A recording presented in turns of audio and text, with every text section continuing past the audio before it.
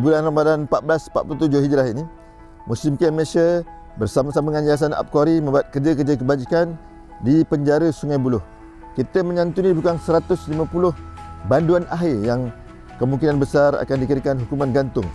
Di bulan Ramadan yang mulia ini, kita memberikan dua jenis bantuan. Satu itu bantuan rohani yang mana kita beri peringatan kepada mereka agar mereka dapat lebih rapat kepada Allah dan juga mohon pengampunan daripada Allah SWT di bulan Ramadan yang mulia ini. Dan yang kedua, kita memberikan juga bahan-bahan yang boleh membantu mereka dalam masa dekat ini, iaitu dengan menyediakan iftar berupa nasi Arab dan juga sedikit bekalan makan untuk mereka bawa di penjara mereka, iaitu antara ialah gula, teh dan juga kopi yang mana mereka boleh minum di waktu berbuka ataupun di waktu sahur.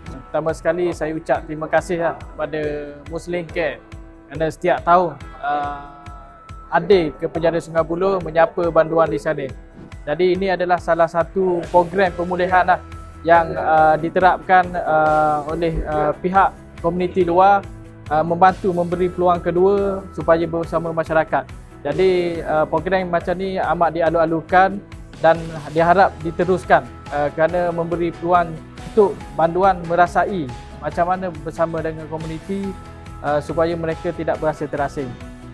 Alhamdulillah pada ketika ini Muslim Camp Malaysia bersama Yayasan Al-Khori sedang berada di penjara Kajang yang mana kita ada program Musaadah Ramadan. InsyaAllah kita akan menyantuni banduan akhir di penjara Kajang dan juga menyampaikan sedikit sumbangan kepada mereka lah. InsyaAllah semoga dengan sebab santunan kita ini memberi kekuatan kepada mereka untuk kembali bertaubat daripada segala dosa yang telah dilakukan.